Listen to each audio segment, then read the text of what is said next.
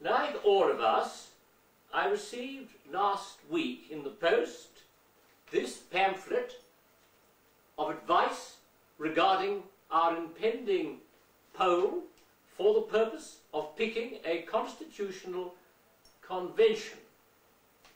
Not by secret ballot in the usual way of compulsory voting, but by postal voting.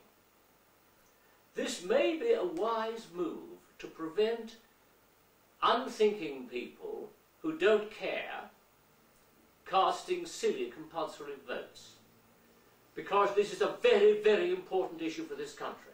It is not just a matter of whether you have a king or a queen on the one hand, or on the other a president or even a protector.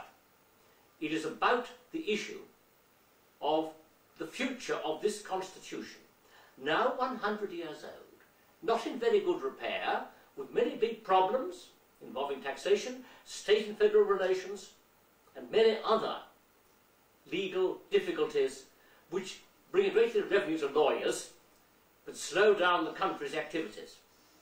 So, other issues of great importance and long-term standing need attention, quite apart from whether we choose to have a crowned head or a president. The other issues still need attention. And it's vital, of course, that this convention, as I'm sure it will examine such matters as well as simply confining itself to talking about the one point that's been a big issue in the press so far. And even on that point, it's not enough just to say, which will we have? Because if you have a republic, do you want a president who must be born in Australia, like is required by the United States, but not by all countries? Do you want to have a president for a 5, 3 or 7-year term? Do you want him to be chosen by Parliament, by popular ballot, or what other means you might think about? Now, these are big issues that you must decide upon, even if you want a republic, and they require careful debate. Again, if you want a republic, do you want that hackneyed word president, where so many people like of the calibre of Marcos and other countries have held this office?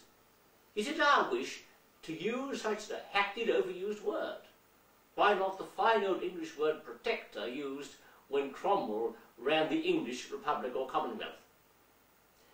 Again, if you want a monarchy, is it to be status quo, steady as she goes, as of course the Australians for a constitutional monarchy movement has been saying, and saying for some time, I think which made it impossible for me to join them, or as I wish, would you like to have another royal family member here as permanent head of state in Australia with a right of hereditary succession?